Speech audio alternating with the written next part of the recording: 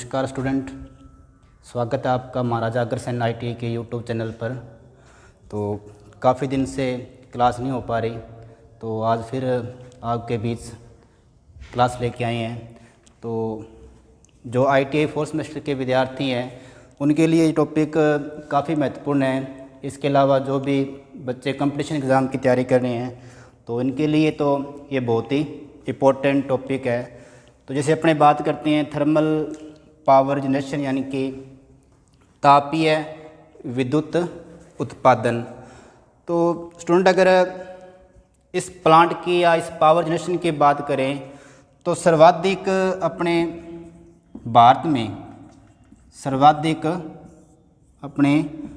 भारत में ये प्रयोग होने वाला उत्पादन केंद्र है। और जो इसके विद्युत की बात करें तो सर्वाधिक विद्युत का उत्पादन भी तापीय विद्युत उत्पादन शक्ति से करते हैं। तो सबसे पहले इसके अंदर जो मेन बातें हैं जो आपके एग्ज़ाम की दृष्टि से बहुत ही इम्पोर्टेंट है तो वो सुन लो। सबसे पहले तो नंबर 1 अगर अपने बात करें तापीय विद्युत उत्पादन की, तो इस प्लांट की जो क्षमता है वो आपकी स्टार्टिंग 11 kVA ये उत्पादित करता है। उसके बाद में अगर इसकी रनिंग कॉस्ट की बात करें तो वो इसका जो रनिंग या प्रचालन खर्चा है वो आपका सर्वाधिक होता है।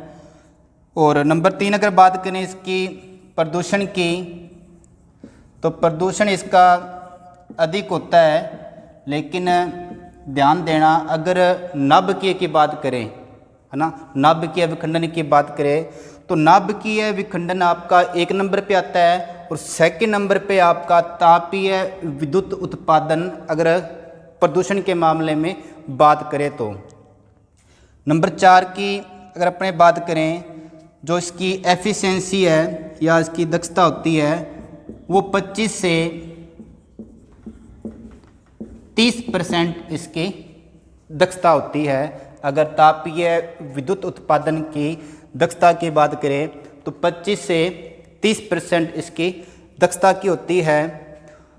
और इसके अंदर जो बॉयलर है, बॉयलर उच्च ताप या उच्च ताप कह लो या उसको ऊष्मा कह लो या उच्च दाब की होती है।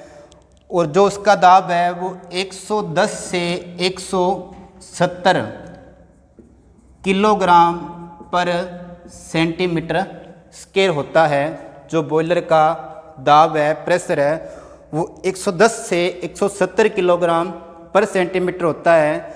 और जो इसके अंदर आपका तापमान है, एक बॉयलर के अंदर जो तापमान है वो 27 डिग्री सेंटीग्रेड होता है। तो अगर एग्ज़ाम में पूछ ले बॉयलर का जो तापमान है वो कितना होता है, वो आपका 27 डिग्री सेंटीग्रेड होता है। तो ये मेन 4-5 लाइन ही है, चाहे तो आप इसको कॉपी पे उतार लेना, चाहे मोबाइल से स्क्रीनशॉट लेके अपने अंदर रख लेना। उसके बाद में अपने बात करते हैं जो इसका डायग्राम है, डायग्राम इसका बहुत ही इम्पोर्टेंट है।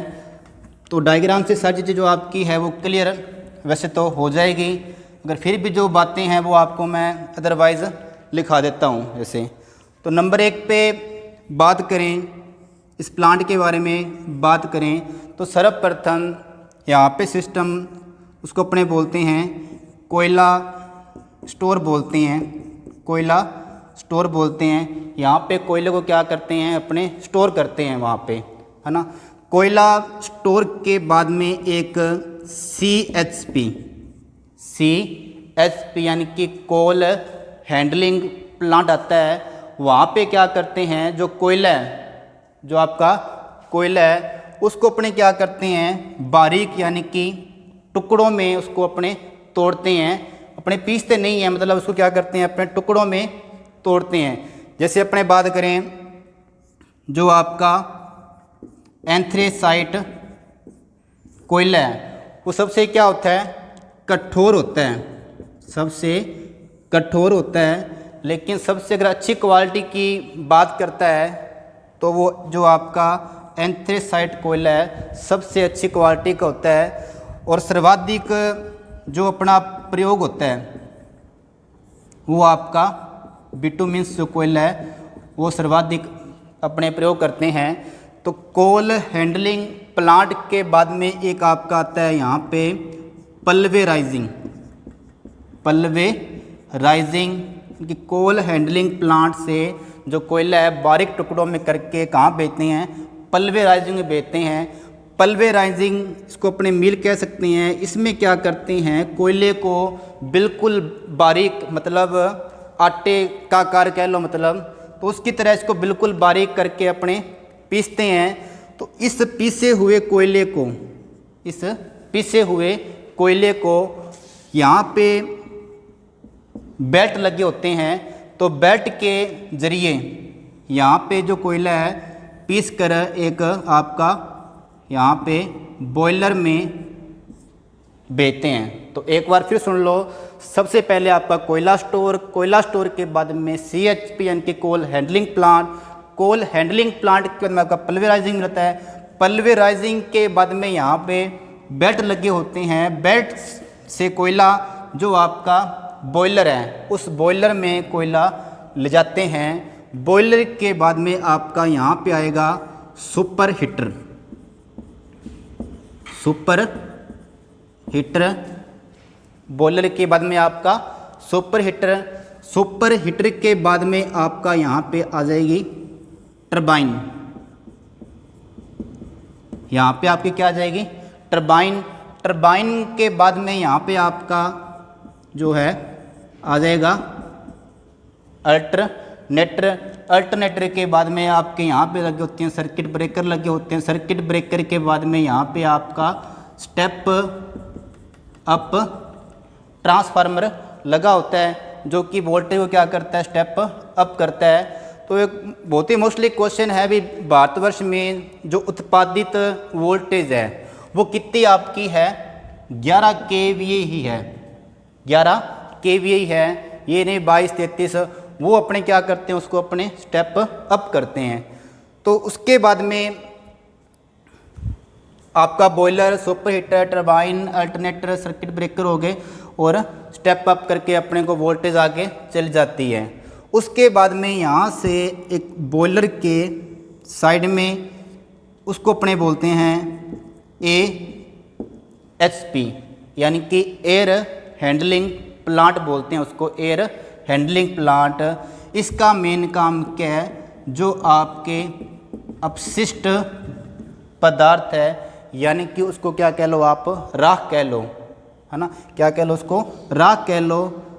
तो वो राख है वो आपका क्या है, इस AHP यानी कि एयर हैंडलिंग प्लांट है, उस राख को वो कहाँ से, वो यहाँ से बाहर निकालता है। उसके बाद में यहाँ पे आपका सुपर हीटर, तो आपका सुपर हीटर से ऊपर एक यहाँ पे एक उसको अपने इकोनोमाइज़र बोलते हैं, इकोनोमाइज़र। इकोनोमाइज़र से ऊपर यहाँ पे एक ID फैन लगा होता है जिसका नाम पूरा है इंडस्ट्रियल ड्राफ्ट। तो इसके ज़रिए यहाँ से जो आपकी फ्लू गैस से यानी कि यहाँ पे आपकी चिमनी होगी, जो धुआं है वो इस इकोनोमाइज़र से ID फैन से सीधा ही चिमनी के रूप में वो आपका बाहर निकल जाता है। इसके बीच में यहाँ पे एक FD यानी कि फॉरेस्ट ड्राफ्ट लगा होता है। तो फॉरेस्ट ड्राफ्ट यहाँ से क्या है, यहाँ से क्या है, हॉट एयर भेजता है, हॉट एयर भेजता है। क्योंकि यहाँ पे जो बॉयलर है, बॉयलर के जो नीचे टैंक है यानी कि यहाँ पे आपका पीसा हुआ कोयला है, तो इस पीसे हुए कोयले को जलाने के लिए, इस पीसे हुए कोयले को जाने के लिए यानी कि आपका FD इकोनोमाइज़र चाहिए, यहाँ पे हॉट एयर भेजता है, जिससे क्या है, जो आपका बॉयलर के अंदर जो पानी है वो पानी गर्म होकर क्या बने, भाप के रूप में परिवर्तित हो जाए। तो स्टूडेंट आगे ध्यान देना, बॉयलर से यहाँ पे जो भाप है सुपर हीटर में, सुपर हीटर से जो आपकी भाप है वो आपकी कहाँ चले गई, टरबाइन में चले गई। अब टरबाइन में जो व्यर्थ भाप है तो उसको अपने ऐसे नहीं छोड़ सकते, मतलब तो वो आपका एक डीएम यानी कि डिस्टल मिनरल्स वाटर होता है। तो जो डिस्टल मिनरल्स वाटर है वो वहाँ से टरबाइन से कंडेंसर में आता है, डीएम वाटर है, डिस्टल मिनरल्स वाटर है, वो कहाँ आता है, इस कंडेंसर में आता है। तो जैसे बात करें यहाँ पे देखो ध्यान देना, यहाँ पे आपका क्या है, रॉ वाटर है, रॉ वाटर है। रॉ वाटर के बाद में यहाँ पे एक आपका डीएम आता है प्लांट, जिसको अपने डिस्टल मिनरल्स बोलते हैं। डिस्टल मिनरल्स के बाद में यहाँ पे आपका क्या है, फीड वाटर आता है। तो फीड वाटर से यहाँ से जो आपका पानी है वो इकोनोमाइज़र से, और इकोनोमाइज़र से वो आपका पानी सीधा ही कहाँ जाता है, बॉयलर में चला जाता है यहाँ से, यानी कि फीड वाटर है, फीड वाटर से इकोनोमाइज़र, इकोनोमाइज़र से आपका वो पानी है वो बॉयलर में चला जाता है। उसके बाद में देखो जो आपकी यहाँ से टरबाइन से जो आपकी ऊष्मा गैस निकल रही है तो वो एक आपकी क्या है, हॉट यानी कि ऊष्मा है, वो आपकी क्या है, गर्म है। तो गर्म है तो जिससे क्या है, जो आपका कंडेंसर है वो भी क्या हो जाएगा, गर्म हो जाएगा।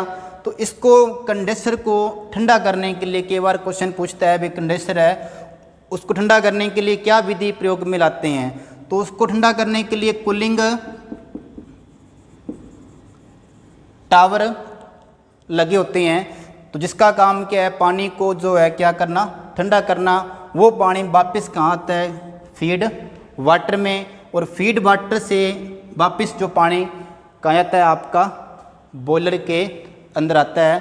तो एक बार फिर मैं आपको करवा रहा हूँ रिवाइज। सबसे पहले आपका कोयला स्टोर, कोयला स्टोर के बाद में CHP coal handling plant, coal handling के बाद में आपका पल्वेराइजिंग, यहाँ पे कोयले को पीसते हैं। कोयला पीसने के बाद में बेल्ट के द्वारा कहाँ भेजते हैं, बॉयलर में भेजते हैं। बॉयलर से कहाँ भेजते हैं, सुपर हीटर में। सुपर हीटर का काम जो वर्क है वो बॉयलर की दक्षता को क्या करता है, बढ़ाता है। सुपर हीटर से जो आपकी ऊष्मा है या भाप है वो टरबाइन से, टरबाइन से आपका अल्टरनेटर, सर्किट ब्रेकर, उसके बाद में आपका यहाँ पे स्टेप अप ट्रांसफार्मर लगा होता है।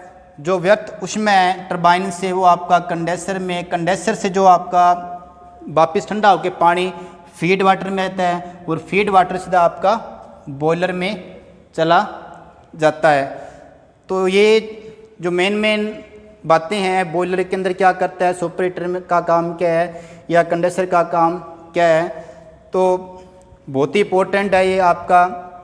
आने वाले एग्ज़ाम के अंदर जो आईटी फोर्थ सेमेस्टर के विद्यार्थी है क्वेश्चन पूछता है, कई बार बॉयलर का दबाव पूछता है या तापमान पूछ लेता है ना। तो थैंक यू, धन्यवाद। आज के लिए इतना ही, तो कल फिर मिलते हैं। ठीक, थैंक यू।